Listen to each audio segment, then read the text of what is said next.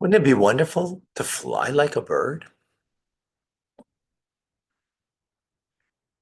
The truth is, we fly higher than birds, potentially. Well, let's understand a bird. What's the virtue of a bird? Well, we know that God creates everything with his name. It's the source of all of creation. Shem Havaya, the name, the tetragrammaton. Yud and a Hey and a Vav and a Hey. Well, look at a bird and take it apart for a moment, and you'll see how it resembles God's name. You take the head, it looks like a letter Yud. Sorry, I don't have here, but Yud is like this, right?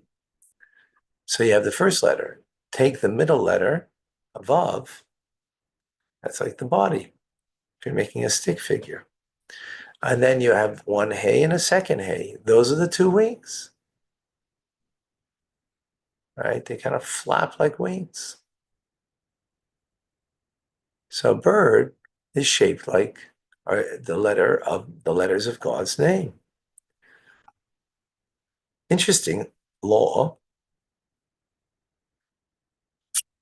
that if the bird's wings are eclipsed and it's still a healthy bird, it's still kosher. If it's a kosher bird, it's still kosher. Wings are extra. They make it fly. But the main thing of the bird is not the fact that it flies. It's what it is, a bird. Without wings, it's still a bird. So this, of course, is all a metaphor for us to appreciate that when you do a mitzvah, the mitzvah is a mitzvah. Whether you have wings to the mitzvah, that it flies, that it has the force of lishma, of kavana, that it has the force of intent,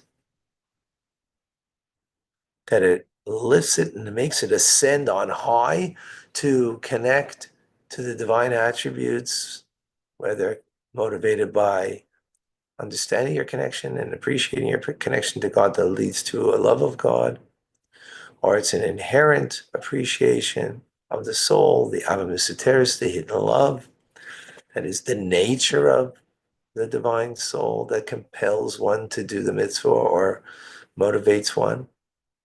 Either one.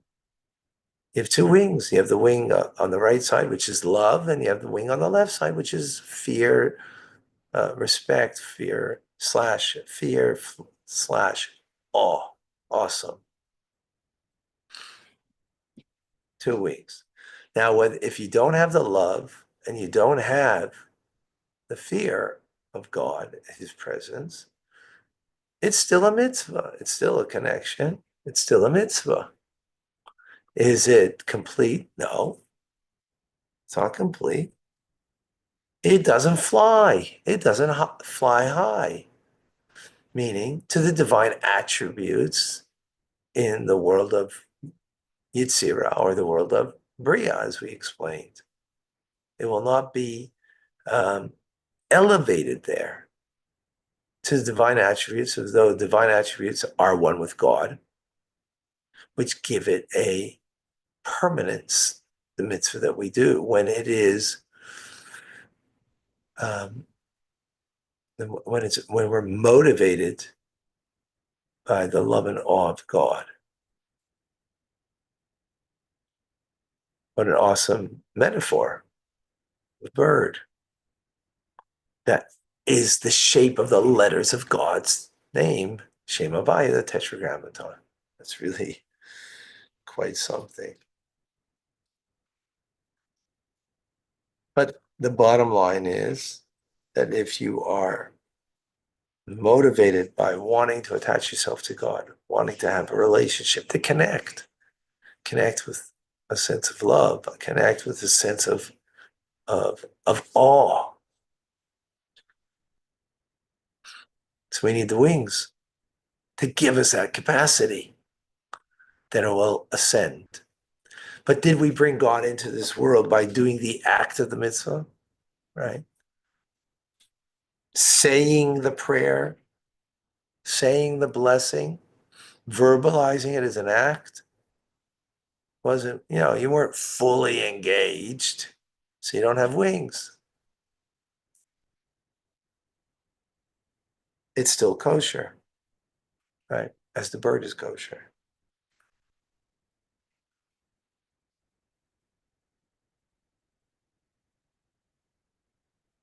So,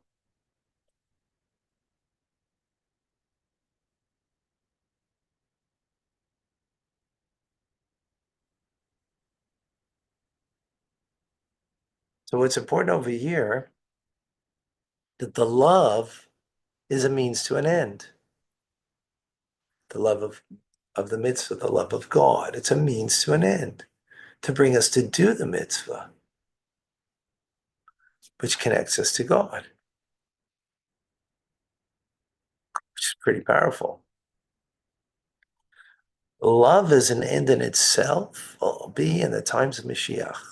Righteous people have that now, that they have a divine pleasure.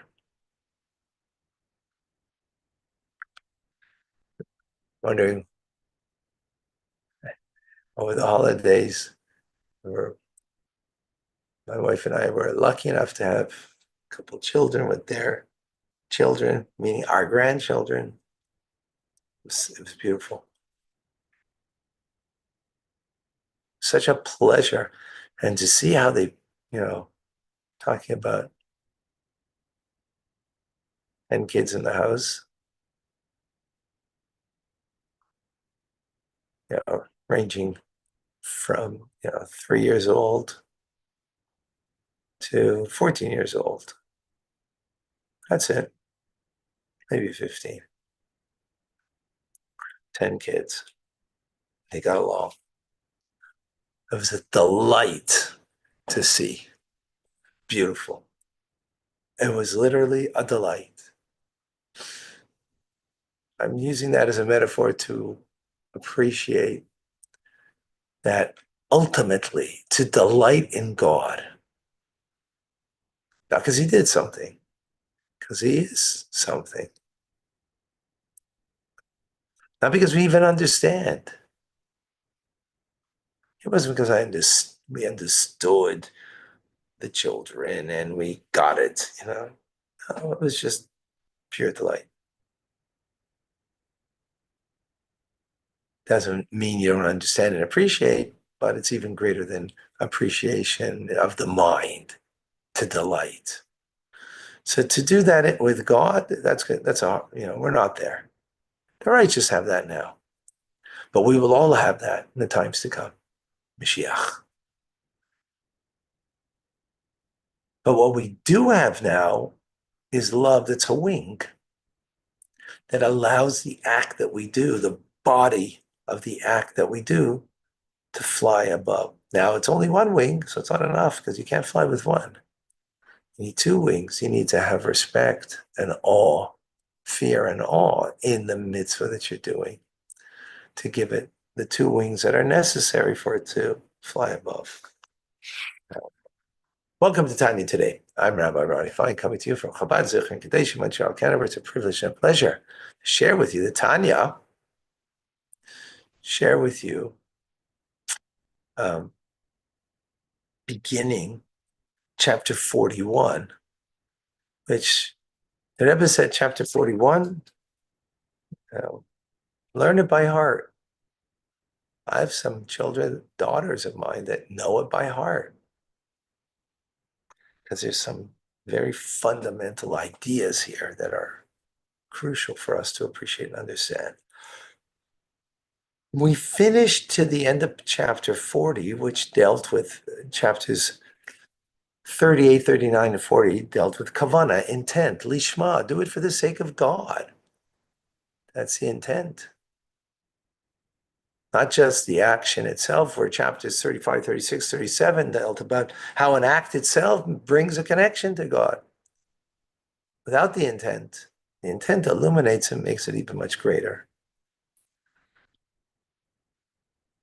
Now, and so that concluded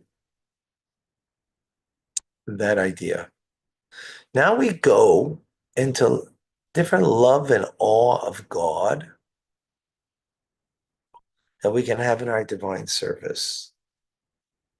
So we start off chapter 41, that, however, we must constantly bear in mind the beginning,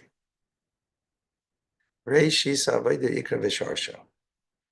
beginning of all divine service, the core and its root. Beginning, core, and root. Beginning doesn't mean it's the end. Core, it means it's essential throughout.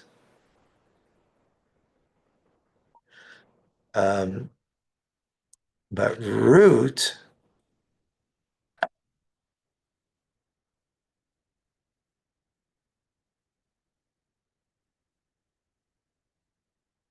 means as the roots nourish the entire plant. So this is, so to speak, throughout the entirety of your divine service. And what is that? That although we speak about fear of God, meaning the presence of God, is the root of staying away from evil. Right? We know God's present. So that gives you a much greater capacity to stay away from doing wrong. And of course, the love of God is to inspire you to do for God. So even though that's generally what we say, nevertheless, it's not enough that we have a love of God to do the mitzvah. You also have to have, the bottom line is the fear of God, which lies in the heart of every Jew, not to rebel against God. Right? It's there. So it needs to be manifest in our lives. That fear of God, not to rebel against God. That which is in our heart already, just to reveal that truth. How are you going to do that? So you need to be mindful. You need to think. What are you going to think? So this is the following very powerful idea for us to incorporate. Should think as follows: that all the worlds, the higher spiritual ones and the lower spiritual worlds, right,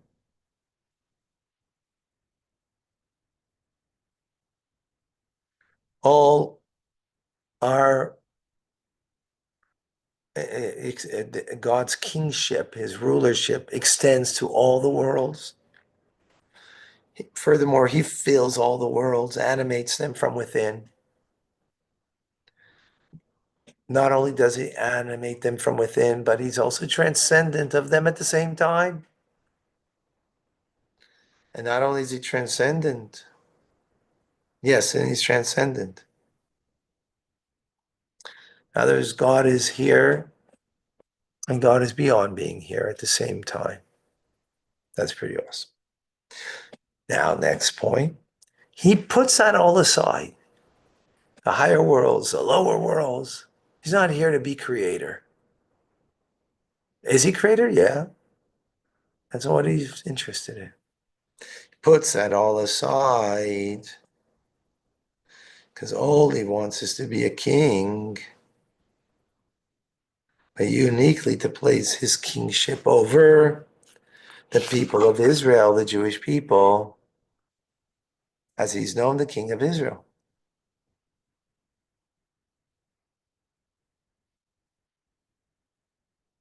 Right? In general, the entire Jewish people, but also specifically me. He wants to be my king. That's what God wants. He wants a relationship, but a relationship where he is the king, which means, by the way, we have to choose him. He's not a ruler.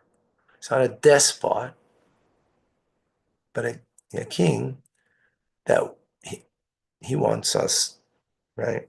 So for our part, what do we have to do then? If that's what he wants, that he bestows his kingship over us collectively, the Jewish people, and individually.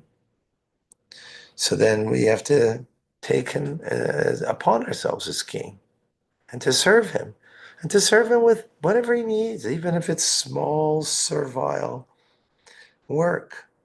You know, that's what he wants. Okay, that's why I'm here. Hmm. Furthermore, think to yourself, behold God, Hine Hashem Nitzav, all love. This is one of the 12 verses that the Rebbe says every Jewish child should know, and adults, of course. That God, He's standing over the individual, and the whole world is filled with His glory. But that's what He's looking at. He's not looking at, wow, Yosemite Park. Look what I made. Impressive. No, He's not impressed. He doesn't care about it. I mean, I don't care about it's the right word. But that's not what touches Him deeply, right? But what does that He's looking at me. He's looking not just at me, but inside of me. He's looking deeply inside of me to see, am I serving him as best as I could? Am I?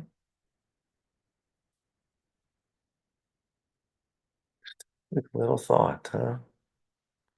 Am I serving God as appropriately that I could? And God's looking at me right now.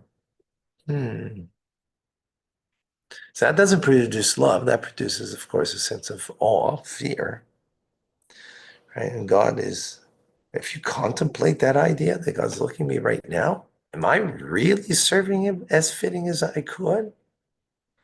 Could I do better? Well, when you profoundly think about this, and you do that before you study Tanya or before you do a mitzvah, ooh, will that Tanya be done, learned differently? Will that mitzvah be done differently? Powerful. So think it.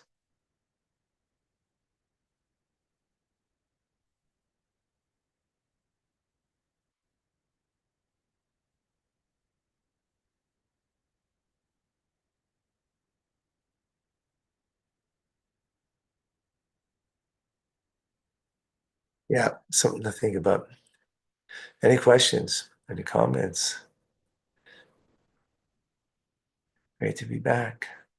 So this one simple thought that God's looking at me, not looking at me and going, I see you're having a bad thought there. I see you're ready to say something nasty. No, he's looking in a loving way that is giving you the empowerment to reveal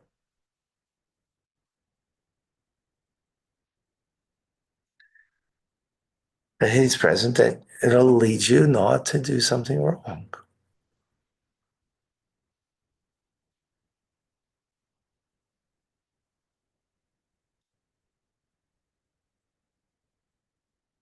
Imagine God's creating the entire universe right now. Now, millions, billions of things, galaxies, and all that is really not relevant. All of that is not really what he cares about. But right now, me, am I serving him as best as I can? Am I learning and teaching this as best as I can? That's what God is looking at me, empowering me with the capability that I could do the best that I can. Yeah, I'm very tired. I need some energy. Is that an excuse?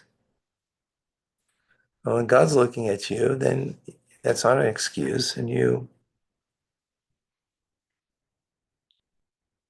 gain great inner power to do what you got to do. Amazing.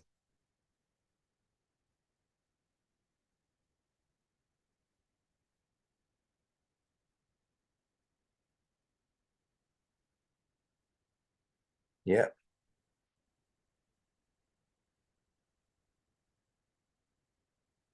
All right, folks, we will continue with this notion. The beginning of it, it's very powerful. The world was created for me. That God's looking at me specifically. Every one of us has to say that. That my next thought, my next word, my next action indeed makes a monumental difference. Not because I feel the weight and how important it is, because God's looking at me right now. So of course, whatever I'm engaged in must be very important. By the way, what's he looking at me? He's got a lot bigger things to take care of. Guess what? That's not what he cares about. Wow, very powerful. See you shortly.